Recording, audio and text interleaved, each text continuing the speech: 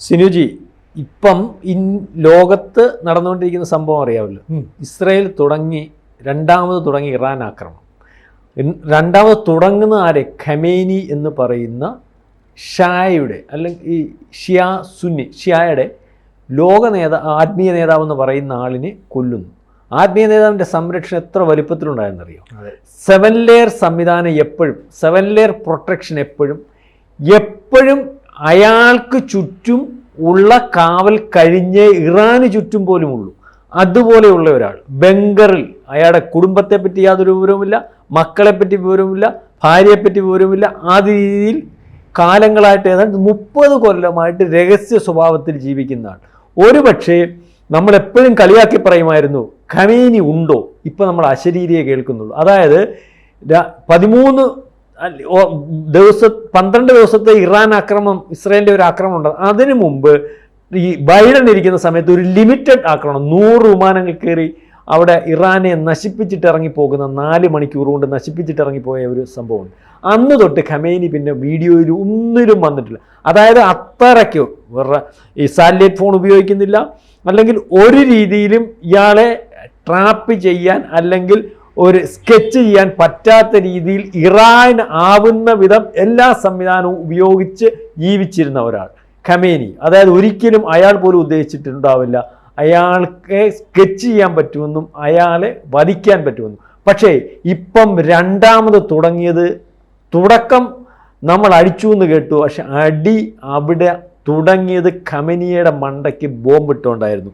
അതിനകത്ത് അവർ പറയുന്നത് blue sparrow missile, അത് എനിക്ക് തോന്നുന്നു വിമാനത്തിൽ നിന്ന് ശൂന്യാകാശത്തേക്ക് പോകും.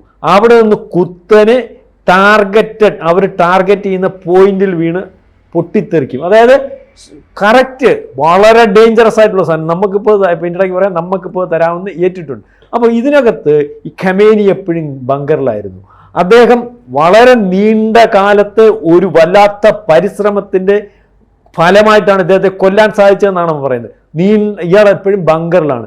ബങ്കറിൽ നിന്ന് അദ്ദേഹം ചില പ്രത്യേക സമയത്ത് മാത്രം ചില ആരാധനയ്ക്കും അല്ലെങ്കിൽ അദ്ദേഹത്തിൻ്റെ ഓഫീസിലേക്കും വരുന്നു. ഇത് അവിടെ മാത്രം അറിയാവുന്ന രഹസ്യം. ആ വരുന്ന ഓഫീസിൽ ഞാൻ മുമ്പേ പറഞ്ഞതുപോലെ ഏറ്റവും വലിയ വലിപ്പത്തിലുള്ള സെക്യൂരിറ്റി, ഇത് അവിടെ നിന്ന് കണ്ടെത്തുന്നു, ആ സമയം കണ്ടെത്തുന്നു. ആ സമയത്ത് കൃത്യം വരുമ്പോൾ അദ്ദേഹത്തിൻ്റെ ഫുൾ സെറ്റപ്പ്, അദ്ദേഹത്തിൻ്റെ അൻസാരികൾ ഉൾപ്പെടെ ബോംബിടുന്നു, തീർക്കുന്നു. ഇപ്പം അറിയുന്നത് ഇത് IRGS, അവിടുത്തെ അല്ലെങ്കിൽ ARGC, അതിൻ്റെ കുർദ് വിഭാഗത്തിൻ്റെ IRGCയുടെ തലവൻ മൊസാദിൻ്റെ ചാരനായിരുന്നു. അയാളാണ് ഇത് ചെയ്തത്, അയാളാണ് ഇതെല്ലാം ഓപ്പറേറ്റ് ചെയ്തത്. ഇത് ഓപ്പറേഷന് ശേഷം ഇദ്ദേഹത്തിൻ്റെ കുടുംബാംഗങ്ങളും അല്ലെങ്കിൽ അൻസാരികളുടെയും ഫോട്ടോ എടുത്ത് നെതന്യാഹുവിനും അല്ലെങ്കിൽ അമേരിക്കൻ ഉത്തരവാദിത്തപ്പെട്ടവർക്കും അയച്ചു കൊടുത്തിരിക്കുന്നു. എന്തൊരു വലിയ ഓപ്പറേഷൻ. നമ്മൾ പലപ്പോഴും പറയാറുണ്ട്, നമ്മളെ കളിയാക്കാറുണ്ട്. നമ്മൾ പറയത്തില്ലേ, എടവും വലവും നിൽക്കുന്നവൻ മൊസാദാണ്, അതിനകത്ത് മൊത്തം മൊസാദാണ്. അതുകൊണ്ട് മൊസാദിന് തീരുമാനിക്കാം, അറിയാം, ചെയ്യാം. അവർ വിചാരിക്കുന്ന എല്ലാ കാര്യങ്ങളും നടക്കുമെന്ന് നമ്മൾ പറയുന്നു. ഒരിക്കലും ആരും സേഫ് അല്ല. ഇപ്പം രണ്ടാമത് അദ്ദേഹത്തിൻ്റെ പിൻഗാമി, ഈ ഖമേനിയുടെ പിൻഗാമി വരുന്നത്. കൊല്ലുമെന്ന് പറഞ്ഞാൽ അയാളുടെ കൂടെ മൊസാദുണ്ട്. അതായത് അതാണ് ഇസ്രായേൽ, അതാണ് അമേരിക്കൻ ചാരസംഘടന, അതാണ് അവരുടെ രഹസ്യാന്വേഷണ വിഭാഗം. ഇപ്പം ഇതിൻ്റെ വിശദാംശം, അതിൻ്റെ ഡീറ്റെയിൽസ് എടുത്തിട്ടുണ്ട്. അത് ഇവിടുത്തെ പ്രേക്ഷകരോട് പറയണം. നമ്മളെ കളിയാക്കാറുണ്ട്, ഒന്നും ചെയ്യാൻ പറ്റത്തില്ല. അത്ര ആഴത്തിൽ ഇറങ്ങിയിരിക്കുന്നു മൊസാദ്, അല്ലെങ്കിൽ അത്ര ആഴത്തിൽ ഇസ്രായേൽ ഇതിനെയെല്ലാം പഠിച്ചിരിക്കുന്നു. നമ്മൾ നേരത്തെ ഒരു കാര്യം പറഞ്ഞല്ലോ, ഈ കഴിഞ്ഞ യുദ്ധത്തിനകത്ത് ഈ നമ്മുടെ പേജർ പൊട്ടിത്തെറിക്കുന്ന ഒരു സംഭവം എത്ര കാലം മുമ്പ് നടത്തിയ ഓപ്പറേഷനാണ്. പേജർ ഇന്നവരുടെ കയ്യിൽ ഉണ്ടാകണം, അത് ഇത്ര കാലം കഴിഞ്ഞ് ഉപയോഗിക്കും. ആ ഉപയോഗിക്കുന്ന സമയത്ത് അവർക്കെതിരെ ആകുന്ന ഒരു അവസ്ഥ ഉണ്ടാകുമ്പോൾ അത് പൊട്ടിത്തെറിപ്പിക്കണം. അതിൻ്റെ ഈ രഹസ്യങ്ങൾ ഓപ്പറേഷൻ, നമ്മുടെ ഒരു മലയാളിയുടെ പേരുണ്ട്, ആ മലയാളിയെ ഇപ്പം കാണാനില്ലെന്ന് പറഞ്ഞാൽ എവിടെ? സേഫായിട്ട് ഇസ്രായേലിൻ്റെ കയ്യിലുണ്ട്, അല്ലെങ്കിൽ അവരയാളെ സേഫായിട്ട് കൊണ്ടുപോയിട്ടുണ്ട്, അയാൾക്ക് വലിയൊരു ജീവിതം കൊടുത്തു. ഇതുപോലെ ഇയാളെ ഇപ്പം കാണാനില്ല. മനസ്സിലാവുന്നത് ഇസ്രായേലിൻ്റെ കയ്യിൽ തന്നെയായിരിക്കും. അതോടുകൂടി അയാളെ ഇസ്രായേൽ മാറ്റിയിരിക്കും. അയാൾക്ക് സേഫായിട്ട് ആഗ്രഹിക്കുന്നിടത്ത് ഒരു വലിയ സംവിധാനം ഒരുക്കിയിരിക്കും അല്ലേ. ഇതിപ്പോൾ ശരിക്കും പറഞ്ഞാൽ ലോകത്തിലെ ഇപ്പോൾ ഈ പറഞ്ഞ കറക്റ്റാണ്, ലോകത്തിൽ തന്നെ ഏറ്റവും ശക്തമായ ചാരസംഘടന മൊസാദ്. അപ്പോൾ ഇസ്രയേലിൻ്റെ നിയന്ത്രണത്തിലുള്ള മൊസാദ് അവർ നടത്തുന്ന ഓപ്പറേഷൻ, അവരുടെ പ്രവർത്തനങ്ങൾ എന്നൊക്കെ പറയുന്നത് നമ്മൾ ഈ സിനിമാ കഥയൊക്കെ പറയുന്നത് ത്രില്ലർ സിനിമ കാണുന്ന കേൾക്കുമ്പോൾ തന്നെ ഒരു ആവശ്യം. ഇതിന് സമാനമായ ഒരു കാര്യം ഇപ്പോൾ പുറത്തു വരുന്നത്, അതായത് ഈ IRGC എന്ന് പറഞ്ഞാൽ ഇറാന്റെ പരമോന്നത നേതാവായ അയത്തുള്ള അലി ഖമനയെ സംരക്ഷിക്കാൻ വേണ്ടിയിട്ടുള്ള പോലീസിൻ്റെ ഒരു പ്രത്യേക വിങ്ങ. ഇവരുടെ ചുമതല എന്ന് പറയുന്നത് ഈ പരമോന്നത നേതാവിനെ മാത്രം സംരക്ഷിക്കാം, അയാൾക്കുള്ള ബാക്കി വിവരങ്ങളൊക്കെ അയാൾക്ക് വേണ്ടിയിട്ട് ശേഖരിക്കുക, ഇതൊക്കെ ഇവരുടെ പണി. ഇതിന് തന്നെ ഈ മധ്യേഷ്യയിൽ ഒരു വിഭാഗമുണ്ട്, ഖുദ്സ് ഫോഴ്സ് എന്നാണ് പറയുന്നത്. ഈ ഖുദ്സ് ഫോഴ്സിൻ്റെ ഒരു തലവനുണ്ട്, അദ്ദേഹത്തിന് പേര് ഇസ്മയിൽ ഖാനി. ഇസ്മയിൽ ഖാനി എന്ന് പറയുന്ന IRGCയുടെ ഖുദ്സ് ഫോഴ്സിൻ്റെ തലവൻ ഇപ്പോൾ മൊസാദിൻ്റെ ചാരൻ എന്ന് പറയുന്നു. അതായത് മൊസാദ് എന്ന് പറയുന്ന ചാരസംഘടനയെ പ്രതിരോധിക്കാൻ വേണ്ടിയിട്ട് ഒരു ഗ്രൂപ്പിനെ ഉണ്ടാക്കുന്നു, ഒരു ഫോഴ്സിനെ ഉണ്ടാക്കുന്നു. അതിൻ്റെ തലവനെ ഈ മൊസാദ് അവരുടെ ചാരനാക്കി മാറ്റുന്നു. സിനിമയ്ക്കകത്തൊക്കെ അല്ലേ നമ്മൾ ചിന്തിക്കാൻ പറ്റുന്നത്. ഇപ്പൊ ഇത് നിങ്ങൾ കഥ ഉണ്ടാക്കുന്നു അല്ല. അതായത് അയത്തുള്ള അലി ഖമനയെ കൊല്ലപ്പെടുന്നതിന് ഏതാനും മണിക്കൂറുകൾക്ക് മുമ്പ് ഈ അയത്തുള്ള ഖമനയ്ക്കൊപ്പം തന്നെ ഈ പറയുന്ന ഇസ്മയിൽ ഖാനി ഉണ്ടായിരുന്നു. പക്ഷേ ഒരു അരമണിക്കൂർ മുമ്പ് ഇസ്മയിൽ ഖാനിയെ കാണുന്നില്ല. അരമണിക്കൂർ കഴിയുമ്പോൾ അവിടെ ബോംബ് വീഴുന്നു, എല്ലാവരും ചാവുന്നു, ഇസ്മയിൽ ഖാനി ഇല്ല.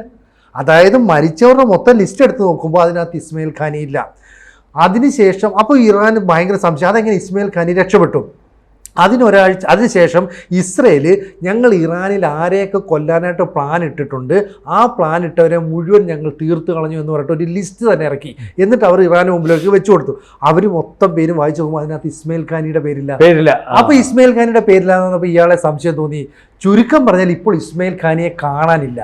2 കാരണങ്ങളാണ് പറയുന്നത്. ഒന്ന്, ഇസ്മയിൽ ഖാനിയാണ് ഈ ഓപ്പറേഷനെ മുഴുവൻ പ്രവർത്തനങ്ങൾക്കും ചുക്കാൻ പിടിച്ചെങ്കിൽ ഇറാൻ അയാളെ പിടിച്ച് തടങ്കലിലാക്കിയിട്ടുണ്ട്, അല്ലെങ്കിൽ അയാളുടെ തല വെട്ടിയിട്ടുണ്ട്.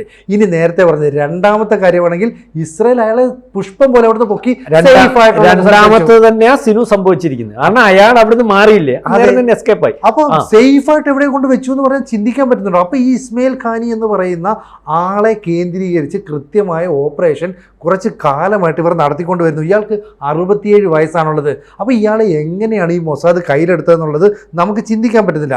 ശരിക്കും പറഞ്ഞാൽ ഈ ഖുദ്സ് ഫോഴ്സ് എന്ന് പറയുന്നത് ഈ മധ്യേഷ്യ കേന്ദ്രീകരിച്ച് പ്രവർത്തിക്കാൻ വേണ്ടി ഉണ്ടാക്കിയ ഈ സഖ്യമാണ്. ഈ സഖ്യത്തിൻ്റെ തലവൻ എന്ന് പറയുന്നത് നേരത്തെ ഈ ഖാസിം സുലൈമാനി എന്ന് പറയുന്ന ഒരാളാണ്. ഈ ഖാസിം സുലൈമാനിയും ഇതുപോലെ ഇസ്രായേലിൻ്റെ ഒരു ആക്രമണത്തിൽ കൊല്ലപ്പെടുകയാണ്. 2020 ജൂണിൽ അമേരിക്ക നടത്തിയ ആക്രമണത്തിൽ കൊല്ലപ്പെടുന്നു. അതിനുശേഷമാണ് ഈ പറയുന്ന ഇസ്മയിൽ ഖാനി പുതിയ തലവനായിട്ട് ഇവിടെ ജോയിൻ ചെയ്തത്. അപ്പോൾ 2020 ശേഷം ജോയിൻ ചെയ്യുന്നു. അപ്പോൾ മുതൽ ഒരുപക്ഷെ മൊസാദിൻ്റെ ചാരവലയത്തിൽ ഇയാൾ അകപ്പെട്ടു. അന്ന് മുതൽ ഇവിടെ ഓപ്പറേഷൻ നടത്തുന്നു. ഇവിടെ ആക്സിസ് ഓഫ് റെസിസ്റ്റൻസ് എന്ന് പറയുന്ന ഒരു സഖ്യമുണ്ട്.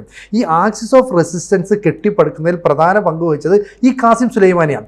ഖാസിം സുലൈമാനി ഇത് കൃത്യമായിട്ട് മുന്നോട്ട് കൊണ്ടുപോകുന്നതിനിടയിലാണ് ഇറാനുമായി ബന്ധപ്പെട്ട ഒട്ടനവധി നേതാക്കൾ കൊല്ലപ്പെടുന്നത്. ഇതിലൊരാളാണ് ഹസൻ നസ്രുള്ള.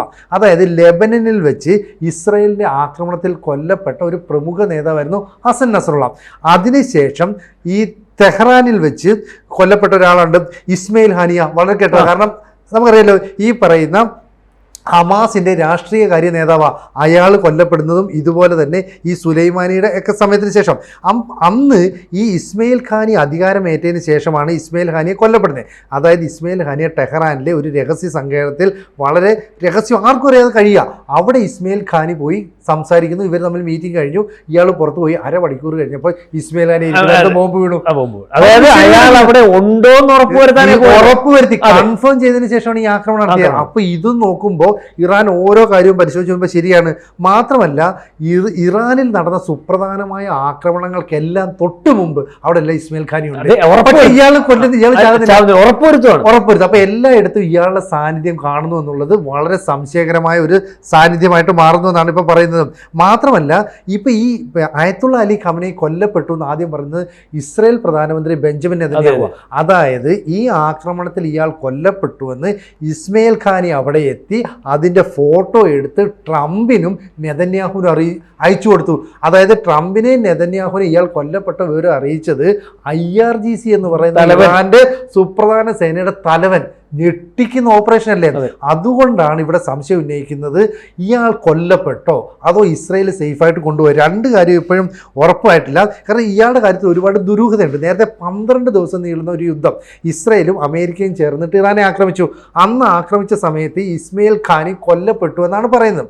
അതിനു മുമ്പ് 2024 ഇയാൾ കൊല്ലപ്പെട്ടു എന്ന് പറയുന്നത്. പക്ഷേ ഇതൊക്കെ ഉണ്ടായിട്ടും 2025 ജൂണിൽ ടെഹ്റാനിൽ ഒരു യോഗം നടന്നപ്പം ഇയാൾ സാധാരണക്കാരൻ്റെ ഒരു വേഷമൊക്കെ നടത്തി അതിൻ്റെ ഇടയിൽ കൂടെ നടന്നു വരുന്നു. അപ്പൊ ഇയാൾ എങ്ങനെ ആ ആക്രമണത്തിൽ നിന്നും കൊല്ലപ്പെടാതെ രക്ഷപ്പെടുമെങ്കിൽ ഇസ്രായേൽ അയാൾ എത്രയോ കാലം കൊണ്ട് ഇസ്രായേലിന്റെ മൊസാദിന്റെ ചാരനാണ്. അതെ, അപ്പൊ എത്രയോ കാലം എന്നിട്ട് ഇയാൾ ഒന്നും അറിയാത്ത പോലെ പ്രത്യക്ഷപ്പെടുന്നു. എന്നിട്ട് പറഞ്ഞു ഞാൻ അവിടെ പോയി ചാരപ്രവർത്തനം നടത്തുമായിരുന്നൊക്കെ പറഞ്ഞു. അപ്പൊ ആർക്കും ഒരു സംശയമില്ല. കാരണം എന്താ വെച്ചാൽ അയത്തുള്ള അലി ഖമനയ്ക്ക് അത്ര ഇയാളെ വിശ്വാസമാണ്. അപ്പൊ അയാൾ എവിടെ പോയാലും എല്ലാ കാര്യങ്ങളും അറിയാം. അതുകൊണ്ടാണ് ഈ ബങ്കറിൽ ഒളിച്ചിരുന്ന ഈ അയത്തുള്ള അലി ഖമനൈ പിന്നീട് മൊത്തം നേതാക്കളെയും വിളിച്ചു കൂട്ടി ഒരു മീറ്റിങ്ങിന് പോകുന്നത്.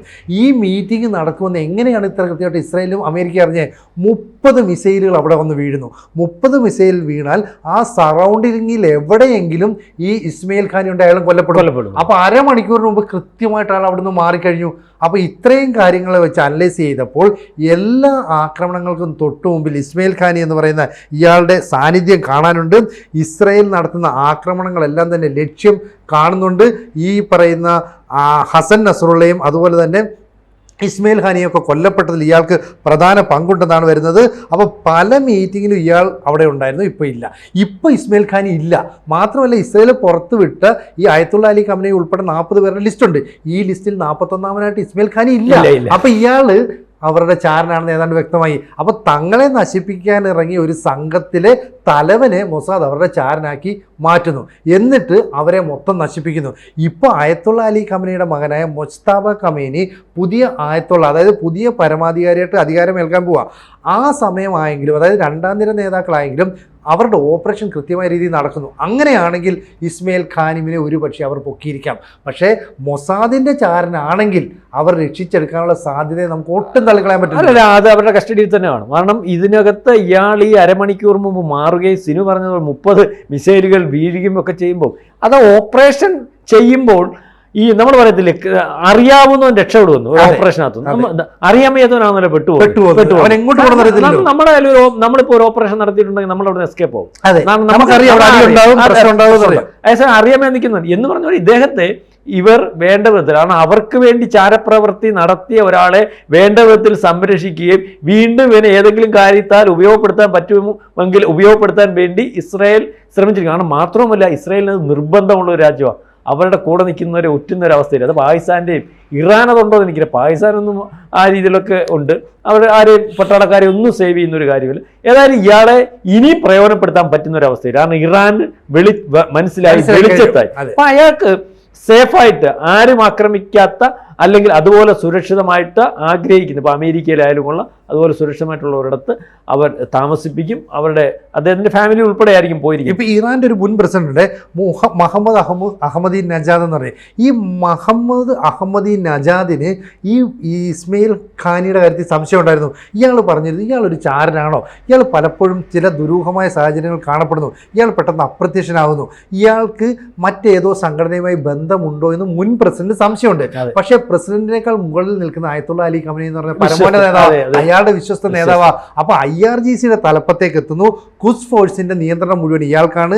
ഈ ഹമാസ്, ഹിസ്ബുള്ള, ഹൂത്തി തുടങ്ങിയ ഇവരുടെ പ്രോക്സി സംഘടനകളെ എല്ലാം നിയന്ത്രിക്കുന്നത് ഇയാളാ. അപ്പൊ ഇവരുമായിട്ടൊക്കെ അത്രയും ബന്ധമുള്ള ഒരാളെ അയത്തുള്ള അലി ഖമനൈ അവിശ്വസിക്കേണ്ട കാര്യമില്ല. അപ്പൊ ആ മുൻ പ്രസിഡന്റ് പറഞ്ഞതിന് അന്ന് മുഖവിലേക്ക് എടുത്തില്ല, പക്ഷെ ഇപ്പൊ മുഖവിലേക്ക് എടുത്തപ്പോഴത്തേക്കും കാര്യങ്ങളെല്ലാം ഔട്ടായി, കാര്യങ്ങളെല്ലാം തീർന്നു. അതെ അതെ. കൂടുതൽ വാർത്തകളും വിശേഷങ്ങളും നിങ്ങളിലേക്ക് എത്താൻ ABC മലയാളം സബ്സ്ക്രൈബ് ചെയ്യുക, ബെൽ ബട്ടണും അമർത്തുക.